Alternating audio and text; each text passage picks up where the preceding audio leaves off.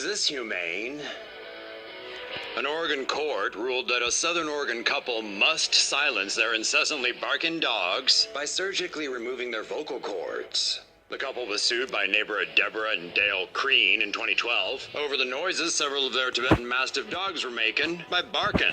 The Creans were compensated $238,000 for putting up with the noise, and the judge also ordered that the owners de-bark their Mastiffs. According to the American Veterinary Medical Association, devocalization or debarking requires surgically cutting an animal's vocal cords, which decreases the volume, pitch, and intensity of the animal's bark. The technique is considered a last resort by the Medical Association and is strongly opposed by various animal rights groups in the U.S. The owners told Oregon Live that the dogs were raised to protect their sheep from predators. However, the court ruled that their Tibetan Mastiffs weren't ideally suited to work with livestock and ordered them to debark the dogs or replace them with pooches that were more suitable for the task. The Oregon chapter of the Humane Society of the United States said that there are other ways to discourage a dog from barking, such as with citronella spray and shock collars, or by simply building a visual barrier between the dogs and the neighbor's property. It's unknown whether the couple plans to appeal the decision to the Oregon Supreme Court. Delta cracks down on fake emotional service pets. Delta is tightening regulations for passengers who travel with emotional service pets. If an airline as crappy as Delta is doing something, it must be a problem. Delta says it's seen a big uptick in incidents involving poorly trained animals since 2016. More and more, the airline is getting complaints of animals taking a leak, dropping deuces, and even biting other passengers. Starting on March 1st, passengers traveling with service pets need to show Delta proof of health or vaccinations for the animal 48 hours before flying. People traveling with emotional or psychological support animals will need a signed note from a doctor confirming that the animal won't go berserk. In the past, Delta said passengers have tried to use turkeys, possums, snakes, and even spiders as support pets. From now on, if you're looking to bring hedgehogs, ferrets, insects, rodents, snakes, spiders, possums, amphibians, non-household fowl, or animals with horns, tusks, or hooves on a flight, you're gonna have to find someone other than Delta. Well, maybe it's not that bad of news. King cobras found in chip cans smuggled from Hong Kong. You've heard of a can of worms. How about a can of snakes? A man in Los Angeles is facing charges of illegally importing merchandise, the merchandise being a package full of live reptiles. In March of 2017, U.S. Customs and Border Protection officers intercepted a parcel that raised some red flags. Shipped from Hong Kong, inside the package were a few cans of potato chips, or so it appeared. When the lids were popped, the snakes sprang out. 3 venomous king cobras, each roughly 2 feet in length, needed to be contained. 3 albino Chinese soft-shell turtles were also found. The shipment was addressed to 34-year-old Rodrigo Franco, who consequently had his home searched by federal agents this week. In a child's bedroom, they found tanks with alligator snapping turtles, a common snapping turtle, 5 diamondback terrapins, and a baby Morelet's crocodile. According to CBS News, all the animals recovered are protected species under U.S. law. This incident could land Franco a prison term of up to 20 years. Find a new hobby, bro. CDC warns diarrhea-inducing cryptoparasites on the rise in U.S. pools. The U.S. Centers for Disease Control and Prevention says outbreaks of a parasitic infection linked to swimming pools are increasing, and there have been twice as many outbreaks in 2016 as in 2014.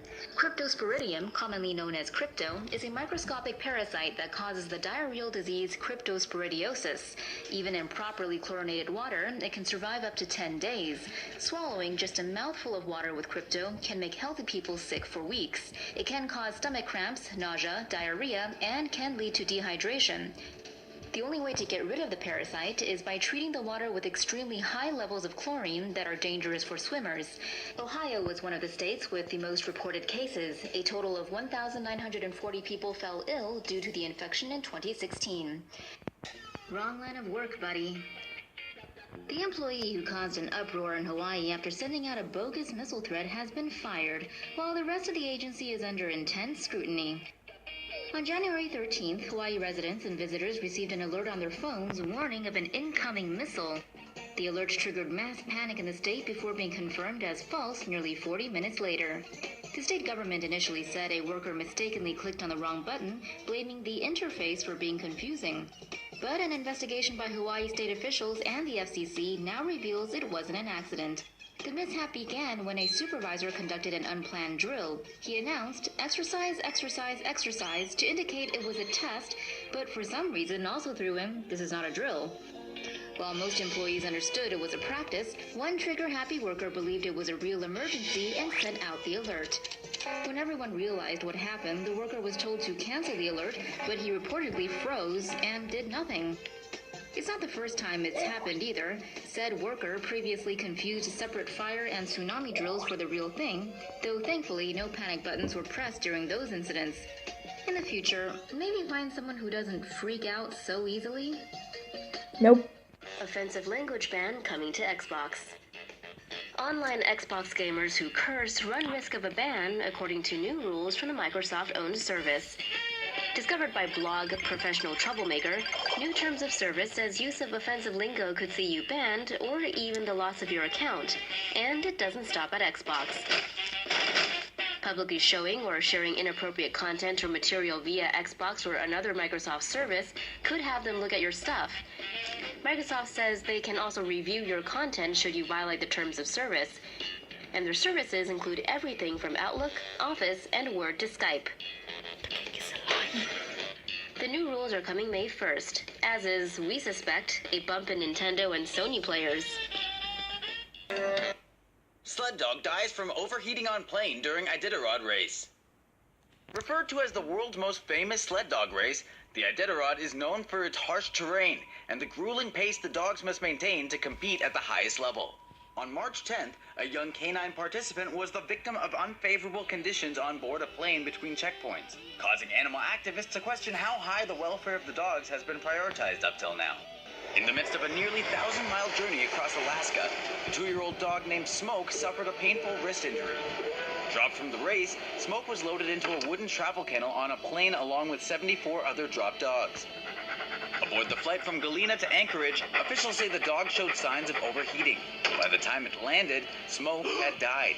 The findings of a necropsy conducted indicate the dog likely died from hyperthermia, and the factors that led to the high temperature of the plane cabin are now being investigated.